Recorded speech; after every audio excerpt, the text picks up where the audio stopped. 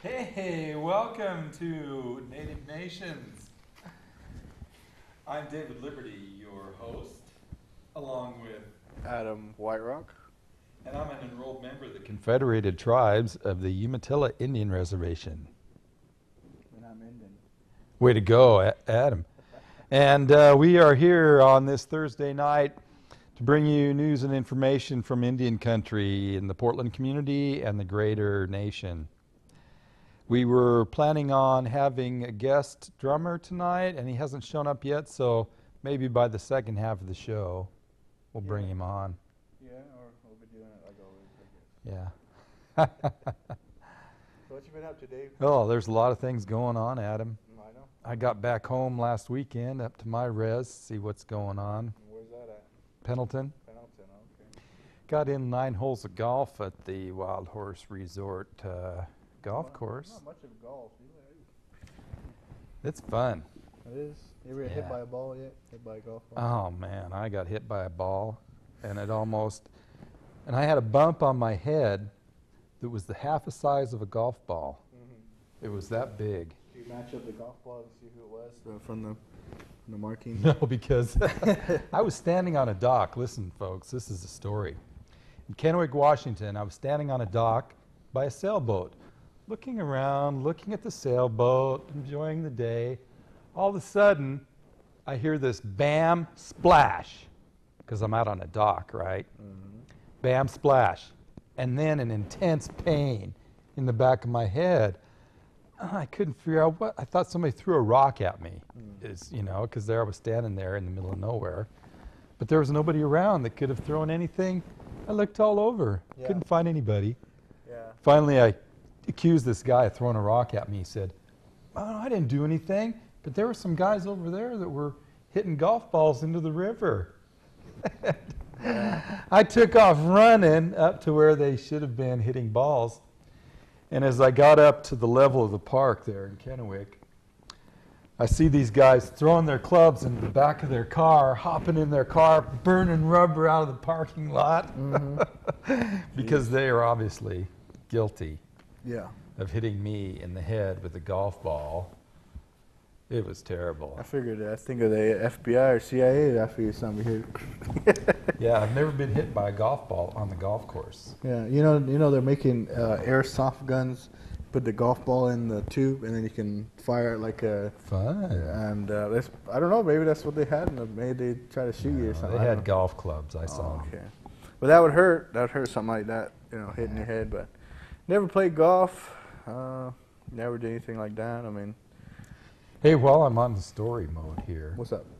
I want to tell you folks my skunk story. Okay. Yeah. So on that camera there. When I was doing archaeology at Shampooey State Park up the Willamette River from here, I was every evening I would go for a little walk. They had beautiful walking paths at Shampooey State Park. You ought to get up there sometime if you want. Is there a dress code? No. No dress code? No dress code. Cool. State Park. You All just right. got to pay a fee to get in. Fee to get in the park? Fee to get in the state park. Is it like Blue Lake? Yeah, it's like Blue Lake. All right. And one evening, I was coming back. I'd gone out for a long walk, was coming back to the camp. And it was dusk, semi-dark. And I'm walking along, and I see something in the grass off the trail, about 3 feet off the trail. And it's not moving. So I freeze. And we spend about 30 seconds staring at each other, this skunk and I. I mean, I didn't know it was a skunk. I just saw this thing in the bushes. Kitty cat or something? It bounced, it took a jump at me, and I thought, cat was my first thought. Then it jumped the second time, and I thought, maybe raccoon. And then it jumped the third time, and it was right at my feet. And I had a turkey vulture feather that I'd found on my walk that evening. And I held that feather down, and he reached up with his nose and sniffed the end of that feather and turned around, and in 3 leaps, he disappeared into the bushes again, just like that. Okay. And I was so lucky that I didn't get sprayed, I mean, I couldn't even smell the skunk. He was a friendly skunk, so I was just lucky that happened to run into a friendly skunk. Oh, okay. So we should tell our viewers to carry a turkey vulture feather. If you need protection from a skunk, always carry a turkey vulture feather. Mm-hmm. That's the new rule established by Liberty et al. Yeah, I don't have any stories like that yet, but Yeah. Well, you'll get them. I'll try and use it one of these days. But if I get sprayed, do I get my money back? No. No. No, you'll have to pay me if you get sprayed. Well, I'll make sure when I get sprayed, I'll come on the show and I'll sit right by you. Okay, yeah. So we can I'd like that, have a sure. good story. So. That would make a good story. But anyways, back to our viewers. Yeah, thanks for watching, and we're sorry we don't have our guest just yet. He's probably on his way, or else he got caught up in doing something else. So, but we want to talk about some things that are going on right now here in the Portland area. For instance, yesterday I testified at a public hearing in front of the Department of Environmental Quality and the Commission. And here's why. There's new water quality rules proposed for Oregon. And right now the state of Oregon is taking comments from the public regarding their changes that they want to make in these new rules. And the good thing about this, Adam, is for water quality standards, the state considered fish consumption at a very low rate for most humans in Oregon. Mm-hmm. They said that the average Oregonian eats 6.5 grams per day, which is roughly the amount of fish that would fit on a cracker. And we know that lots of Indian people eat 10 times that amount each day. Mm. So the tribes have been the leading voice to petition the Department of Environmental Quality to change the rules, and that tribal diets will get more consideration when the state is setting their rules for toxic exposures. Mm-hmm. Now, does this hurt the fish at all? Are they toxic? Are they eat well, it, or do they have babies, bottom of the water, and does they get connected with, or just? Unfortunately, Adam, the Environmental Protection Agency and the Columbia River Intertribal Fish Commission did a major toxin study of salmon in the Columbia River Basin, and they found 92 different toxic chemicals in our salmon. Jeez. And they recommended that we don't eat the fat or the skin of our salmon, which to our people, that is wasted food if you don't eat the fat, if you don't eat all the fish. So like the eyes and everything. We're really torn with wanting to maintain our health, but wanting to uphold our traditions. Mm-hmm. So it's really been tough, and it's been a conflict for tribes. So what we want you to do, if you can, is contact DEQ and review the comment period is open to encourage DEQ to raise the consumption rate to 175 grams a day, which is what they're reaching for, which is what the Umatilla tribe has proposed. So, and DEQ is like the car thing, the DEQ, you go get your car smog, Yeah, they do smog testing, okay, the same agency. All right, so they regulate our air and the cleanliness of our water. So DEQ, yeah. And the Department of Environmental Quality. So you should get some more information because they're taking comments now. You can go to DEQ, just do a search on Oregon Department of Environmental Quality, and look under proposed rules, and you'll find the changes that they want to make in the fish consumption rates. Yeah, especially if our viewers eat salmon. Especially. Maybe like 9 out of 10 people. Well, yeah, the whole purpose of this change is to protect people like us who eat a lot of fish. Yeah. And if you eat a lot of fish, you're going to want the state to help protect the water and keep it cleaner to keep those toxins out of our salmon. Yeah. So please, I encourage you to call or write the Department of Environmental Quality And if you want more information, our office, the Columbia River Intertribal Fish Commission, has information on their website, which is www.critfc.org. And for viewers that are on Facebook, I'll put the link to the website just in case if you guys, I mean, just more info about it in case you guys want to go on there and look online as well, so you can find it. And it'll be there. Yeah, the Native Nations page on Facebook. And the longest walk 3 for diabetes, Chris Francisco. They left 2 days ago. They left from Sunset Park. It's in somewhere in Troutdale. But we went to go see them off, and the footage that we have, we're still going to be editing it to put it on the show, so we can show our viewers where they're at, what are things like, and they made it to Warm Springs yesterday. So yeah, making pretty good time. I mean, especially with the weather, because they can't go on the highway, but they're going on the just side street. You know, I mean, I think there was a Highway 26, but they can't be like on, you know, highway, big old, you know, but no freeway. Yeah, but the footage just shows them the traffic going, you know, just dangerous, you know, walking on the side road. So everybody pray for them, pray for their well-being, because there's a lot of drivers on the road, and you know, you hear about it all the time, people driving intoxicated, or they, you know, so we want to make sure that our people are safe, especially walking to Washington, D.C.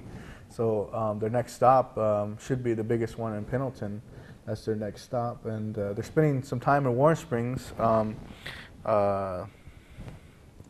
heading to Pendleton. So good. But well, and you guys may remember we had Chris Francisco. We had him on about in September, I think, and talking about the longest walk, Northern Route. And he has a Facebook page too, which you can go on and check there.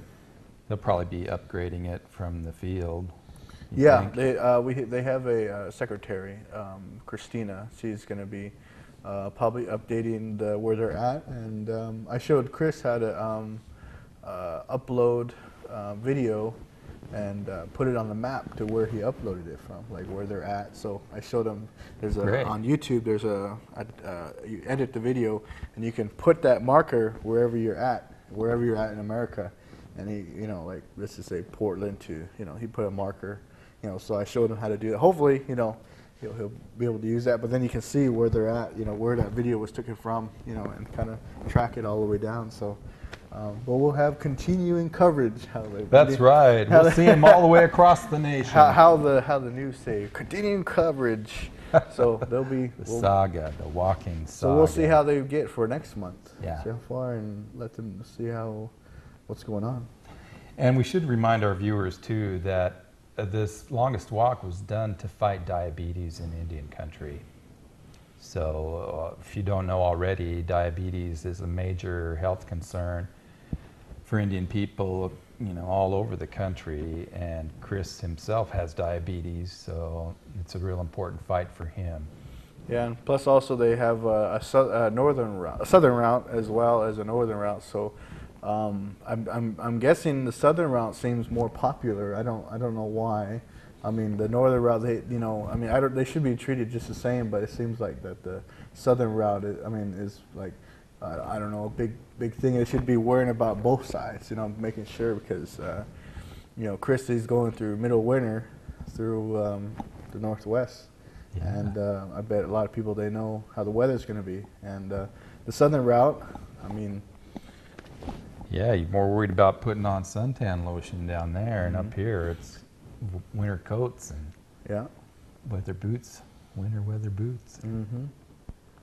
Yeah. So we'll keep you informed, and keep them in your prayers too, that the walk is safe.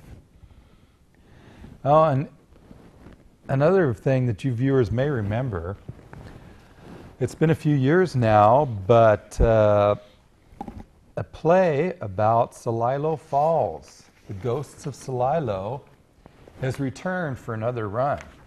Have you seen this play, Adam? Is it on YouTube? No, it's not on YouTube. You have to go to the Newmark Theater in downtown Portland to, oh yeah, you can probably get scenes on YouTube from the show, but I'm sure copyright won't allow too much being played on YouTube. Oh, okay. But if you have seen the show before, Ghosts of Celilo is it's fiction, but it's based on the true story of an elder from Warm Springs, 8-Ball. 8-Ball was one of the best powwow MCs you'll ever hear. Unfortunately, he's not with us anymore. But they wrote this story based on him trying to go to Celilo Falls to fish and the problems that he runs into while he's trying to go and catch his first salmon. It's really well done. They've got a lot of traditional and contemporary music. It's a really good story. It's got drama, joy, and it's really a good story from Celilo Falls, and talks about the falls and the impact that the Corps of Engineers had and the dams. And they say it weaves a bittersweet love story within a mystery and features a haunting score of Native American music and traditional musical theater songs. So it will be running March 4th through the 12th at the Newmark Theater, Portland Center for the Performing Arts. And we had the producer Marv Ross, who was the lead guitarist for Quarter Flash, who they had a #1 song back in the 80s. And no, you weren't around, but I knew it really well, and it was fun to meet Marv and have him on the show. And one of his singers came with him. So if you remember that program, for long-time watchers, and you didn't get to go to Celilo, now's your chance, March 4th through the 12th. So I encourage everybody to get out and see this show. It is excellent. And there were one of my friends from Umatilla, Thomas Morning Owl, helped write some of the material, the story, and the songs, and he is in the production. So go see Thomas. All right. Yeah, Ghosts of Celilo. It would be well worth your time and money to go see it. So one of the other big issues that's been, if you've been listening to local radio, you've heard about the Indian individual money accounts. The Cobell lawsuit was finalized, and they got a big settlement from the federal government. But now is the time when they're asking people who are interested in making a claim to go to the IndianTrust.com website and to ask to become a part of the settlement. So you have to register and then probably include your tribal ID number or stuff like that to make sure that you're eligible. Yeah. But not everybody is eligible. But if you don't register, then you're not going to get any money. And the story is that the individuals who are eligible for funds will get at least $1,800 from the settlement. But some landowners will be getting more money if they had like oil or minerals under their land that were taken. Because the trustee for Native Americans, it turns out they couldn't be trusted after all. They took all this money from Indian people, from oil and minerals and, well, any extraction, timber and water, anything that came from Indian land. It was corrupted and somebody else made money off it, not the Indian people. Yeah. So that's mainly why this lawsuit, the Cobell lawsuit, came about. And it was $3.4 billion was the settlement. So you may be part of the settlement if you are an individual Indian money account holder, if you're an Indian who has or had an ownership interest in land held in trust, or if you are heir to a deceased individual Indian money account holder or individual landowner. Now, I am not any of these things. Me neither. But I'm going to register anyway. Yeah. Just on the outside chance, maybe there'll be send something. You a buck or something. Yeah, maybe a couple bucks in it for me. Yeah. So. Cost $3 to cash it. And it's worth it to you too, you viewers. If you meet some of these criteria, you could be eligible for money too. And it's not going to be any trouble really to go and register and see if you're going to get money or not. It's worth your time. So that's another thing to keep in mind, this disbursement of the $3.4 billion. Especially now, what way things are now. Yeah. I mean, a lot of people are struggling, and Yeah. I mean, I don't know. Indian people are not really money hungry. I mean, they're not really, but if they can help them, then and they just have to register, and that's it. Well, and you're right, Adam. There's some cases where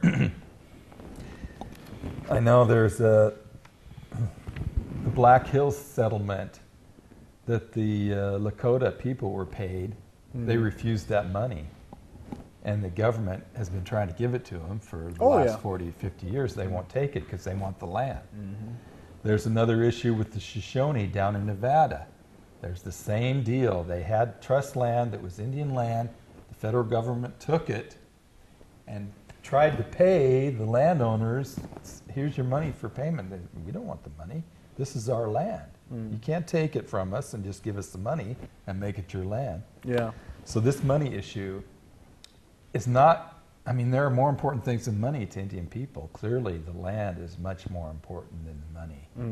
So that's a good, I'm glad you brought that up, Adam. Money is good, but we need the land, we need clean water. Yeah, if they're just giving it away, then yeah, maybe, but not if we want to buy something from you, because we've dealt with that too much. Is the treaty, the contracts, stuff like that, and so for that, hey, give money away, and then just like that trust fund, that fund for the, But this one, the other one, they want to actually buy it, and then where's all the people going to go? I mean, that's all they know, and if hopefully they continue not to deny it, for selling their land, And here's another good example locally. The Nez Perce tribe, the Nimipoos out of Idaho, have denied, they could have gotten a big settlement from Bonneville Power Administration to remove themselves from a lawsuit that's pending in the local federal court. And James Redden is doing a determination on the Obama administration plan for salmon, which Obama took Bush's plan and put his stamp on it and presented it to the judge, which he'd already seen the plan. And the Nez Perce stayed in this lawsuit, and the other tribes got out. The Umatilla, Warm Springs, and Yakima all got out and took the settlement from BPA. But the Nimipoos didn't want the money. They want the removal of the 4 lower Snake River dams, which is what they're really fighting for. So I was never been more proud of the Nimipoo blood that I have in me. When they denied, they got out, they stayed in the lawsuit instead of taking the money to get out. Yeah. Yeah, that's the same thing with Peltier, like the Indian people want just for them to release Peltier, and that's all they want, That's kind of like they don't want anything else. They want him released, and that's what they said. If I read one sign from at a protest, is if they want to make change for Indian people, you release Peltier, or make that's Obama for Obama, kind of thing. It would be like, if you want to make change, or do you want to really not inspire, but kind of like change.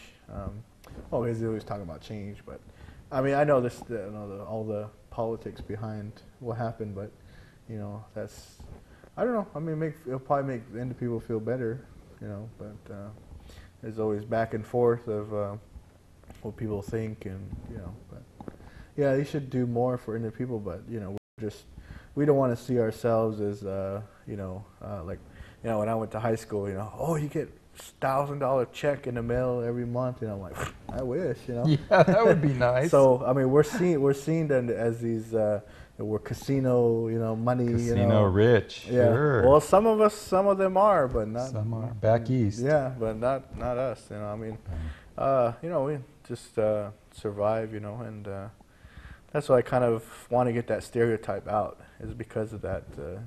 We think we have money because we have casinos, so no, just because we have casinos doesn't mean we have money in our pocket. Mm-hmm. I mean, a lot of the, guys that are upstairs, they get the money, but And a lot of tribes go into debt just to establish a casino, mm-hmm. so they've got to go through the whole process of paying it off, and sometimes that doesn't happen. So yeah. we're almost getting to the bottom of the hour, Mm-hmm. so we should probably take a little break here, and it doesn't look like our guest is around, so we'll put up a little bit of Winona. I think we have ready to go up there, All right. and we'll show that. Of Okay. course, our favorite woman speaker, Winona LaDuke, who's, I guess she's coming back to Oregon here pretty soon, so I'm not sure if she's coming to Portland, but she'll be in Pendleton, I know, here pretty soon. Okay. So let's go with Winona LaDuke, and then we'll come back to David and Adam and Native Nations. All right.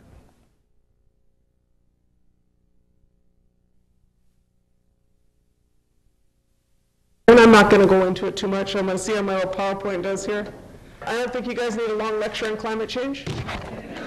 Are you guys good? Do you realize we already raised the temperature 1 degree? We're on our way to 2. This is not a good thing. This is Kivalina up in Alaska. It has fallen into the ocean. This village sued 14 oil companies and 14 power companies, 7 oil companies, and a coal company because they're falling in the ocean. And there's a whole bunch of native communities up there on the North Shore. They say $400 million to relocate this one. So there's about 180 villages you're looking at that have got similar impacts. I don't know what the price tag is for climate change. I don't know who's in charge of that accounting. They're saying by 2020 it's going to be 20% of world GDP is what it's going to cost us between the health impacts, right? The disaster-related impacts.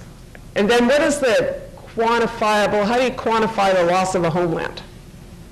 Tuvalu, some of these islands in the Pacific, going under. Like, what's the price tag on that one? These are called the death maps, is what these are called. This is the costs, some of the impacts, but over here on the your right, this is called these are morbidity rates associated with climate change. And a lot of those have to do with poverty. The Great Plains has a lot to do with the fact that 30% of the people live in trailers. And a lot of them live remotely. If you know your reservations, up at a point in northern Minnesota that's right over by Grand Portage Reservation. You got kind of combination of, looks like Cheyenne River is what you're looking at in South Dakota, and you got Standing Rock in North Dakota is what you're looking at. These communities that are impacted, they are native communities, but they're just communities that are poor and they don't have phones, and they're remotely located, and they don't have good heating systems, they don't have backup plan B. That's why you got a morbidity rate that looks like that. You got the second issue that intersects with this that I don't want to bum you all out about. I bummed out my son just hit 19, but I had to break it to him before he could drive that I'd consumed half the world's known oil resources. So I said, I don't know what the point is. But, that's what's known. There's oil out there, That's 20,000 feet below the icebergs up in Alaska. Go ahead. Conoco and these other companies are really proud of their new breakthroughs. Offshore oil, you send down in the bottom of the sea, the crack in the bottom of the sea in China probably, right? There's, oil reserves in countries that might not actually want to give us the oil. And it turns out that you can only invade so many countries. You got a very expensive war right now. And you can't maintain that level of intervention to get oil.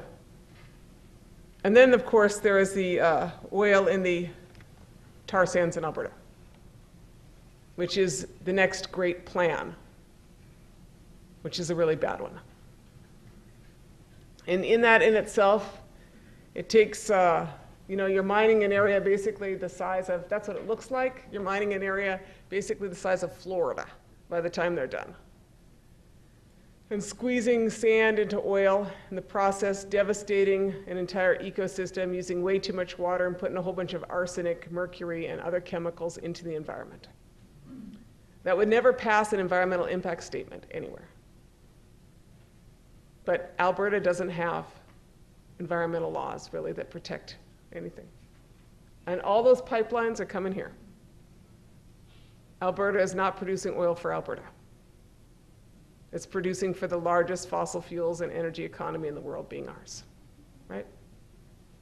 So there is oil. The price tag's pretty high. Oh, this is the other answer that's proposing for climate change, which is the reboot. I think, what is it, a $56 billion in loan guarantees that we're looking at right now? The new proposal for the nuclear industry reboot. Have you guys been watching this? You know, it was a bad idea for 30 years. A lot of you, I don't know, some of you were probably involved. Remember the WHOOPS? That was a great acronym, wasn't it? Washington Public Power Supply, right? WHOOPS. I always like those acronyms.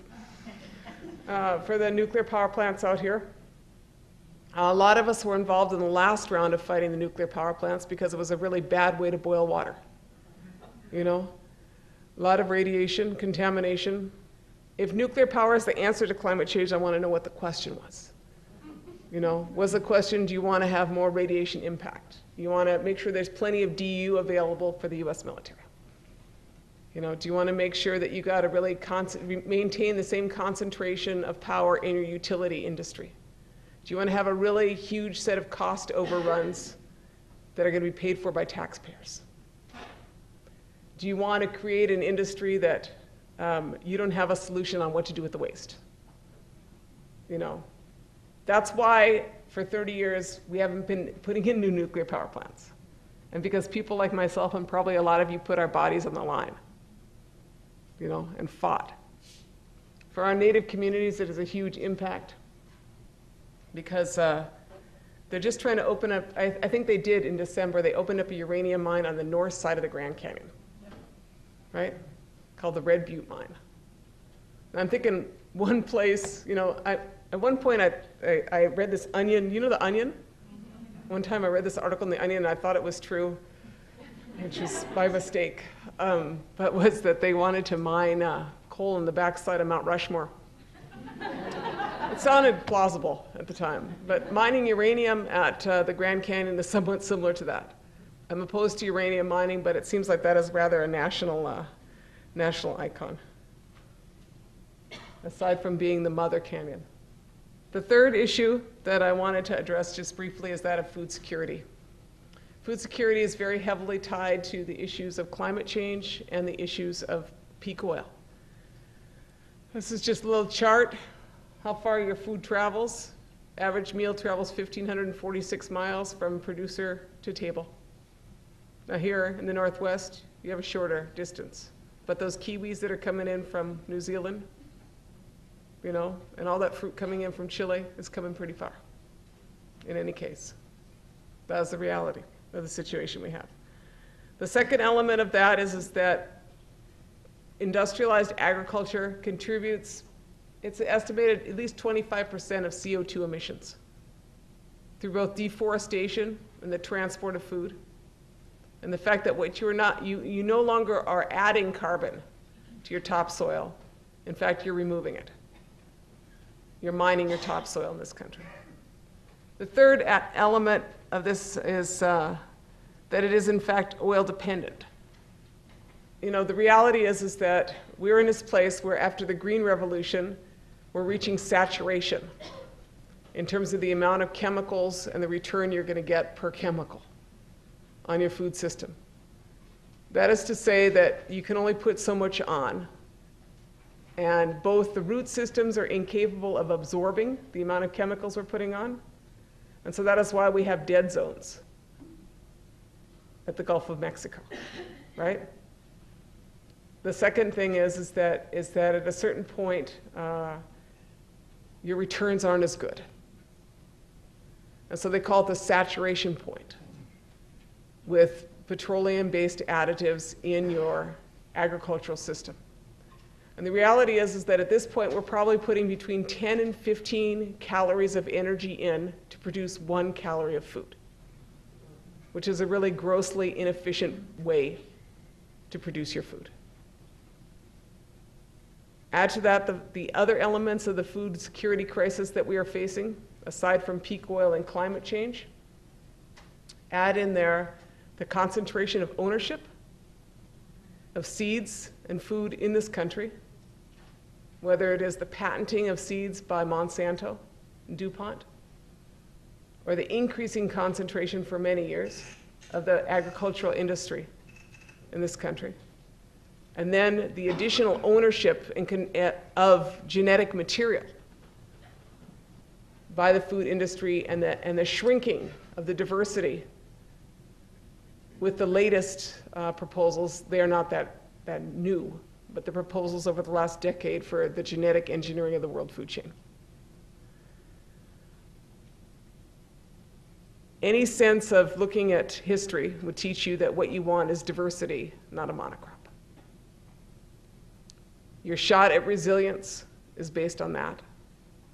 It is not based on concentration of ownership and concentration of diversity. So this is what you do if you are us. This is how you fight climate change. Is you do your damnedest to fight them. There's 2 power plants that this last year in 2009.